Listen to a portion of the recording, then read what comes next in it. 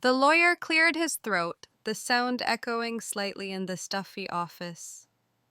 And finally, he read from the will. To my granddaughter Clara, I leave my beloved bookstore, the whispering pages, and its entire contents. I felt a pang of sadness mixed with warmth, thinking of Grandma Evelyn. But the warmth quickly chilled under the gaze of my Aunt Carol across the table. She let out a barely concealed scoff. A bookstore? That dusty old fire trap? Honestly, Clara, what a burden. It hasn't made a profit in years, more of a liability than an inheritance. Other relatives murmured agreement, pitying looks cast my way. They saw a dusty, failing business. I saw my grandmother's legacy, her sanctuary. Despite their condescending sympathy and thinly veiled mockery, I lifted my chin. "I'm honored," I said, my voice firmer than I felt. "I'll take care of it." They exchanged skeptical glances. They thought I was naive, sentimental. They laughed at the useless inheritance. They wouldn't be laughing for long. The Whispering Pages wasn't just a store, it was my childhood haven. I remembered afternoons spent perched on a stool behind the counter, listening to Grandma Evelyn weave stories for customers, her eyes sparkling.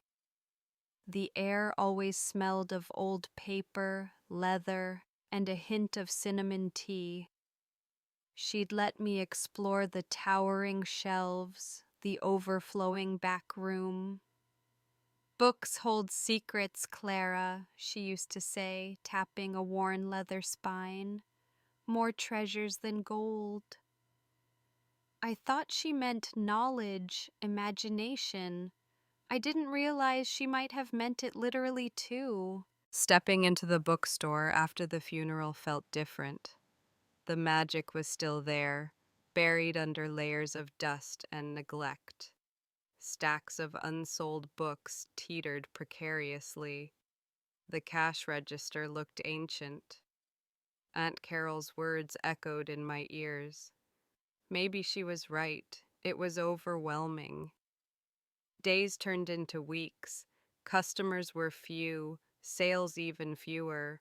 Relatives called, not to offer help, but to subtly suggest selling the property quickly. "Cut your losses, dear," Aunt Carol advised smugly. Doubt began to gnaw at me. Was I just clinging to nostalgia? Was this really a hopeless cause? I decided I owed Grandma Evelyn more than giving up. If I was going down, I'd go down swinging. I started with the most daunting task, the back room. It was a labyrinth of forgotten boxes, towering stacks, and cobwebs. As I sorted through yellowed invoices and dusty ledgers, I found a box of Grandma's personal items, old letters, photographs, and journals filled with her elegant script. Reading her words felt like having her back for a moment, strengthening my resolve. While trying to move a particularly heavy crate filled with encyclopedias nobody wanted, my foot slipped on the worn wooden floor.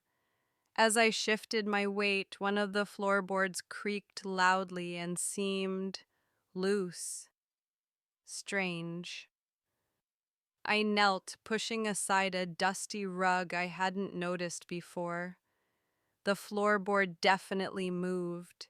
It wasn't just old, it felt intentionally unsecured. My heart started beating a little faster. What was this? Using a sturdy old letter opener I found on a nearby desk, I carefully pried the floorboard up. Beneath it was not just dirt and foundation, but a dark, hollow space. My breath caught. Reaching down hesitantly, my fingers brushed against something solid and cold, metal. With some effort, I pulled out a small, tarnished, locked metal chest. It was heavy, old, and radiated an aura of forgotten secrets. This had to be what Grandma meant. The lock was intricate, unlike anything I could easily pick. Where would Grandma hide a key? I thought back to her habits, her favorite things, her worn copy of Pride and Prejudice that she read every year.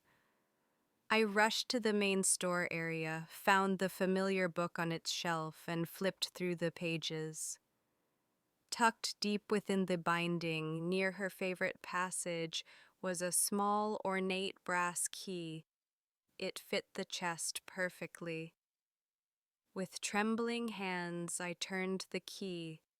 Inside, nestled on faded velvet lining, was a single book, wrapped carefully in oilcloth.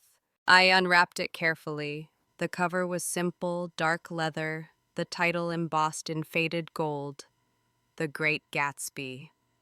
Beautiful, but not uncommon. Then I opened it. On the title page, in elegant ink, was a signature, F. Scott Fitzgerald, and beneath it, the unmistakable words, First edition, first printing. My jaw dropped. Could it be real? A signed first edition? It seemed too incredible.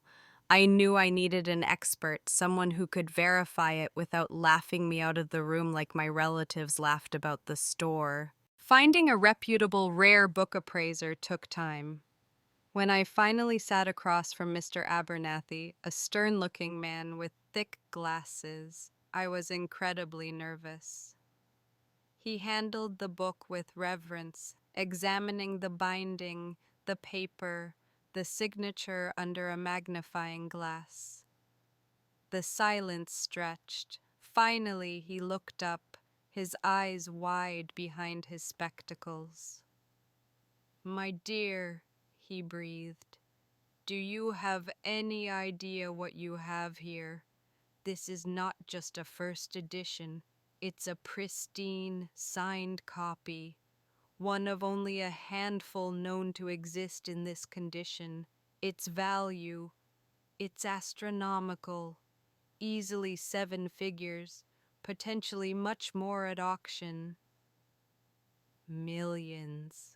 He was talking millions. I think I stopped breathing. News travels fast, especially news involving millions.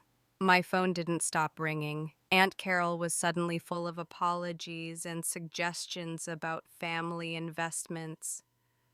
Other relatives who'd pitied me now offered endless help fixing up the store. Their sudden change of heart was almost comical. But the discovery wasn't just about the money. It was about vindication, about honoring Grandma Evelyn's secret legacy. I decided to keep the bookstore, using some of the funds to restore it properly, turning it into the magical place she always knew it could be, perhaps with a special secure display for her greatest treasure. Never judge a book by its cover or an inheritance by its dust. Hidden value can be found in the most unexpected places. What's the most surprising thing you've ever discovered? Or have you ever been underestimated? Share your stories below. Like this video if you believe in hidden treasures, subscribe for more, and share the magic.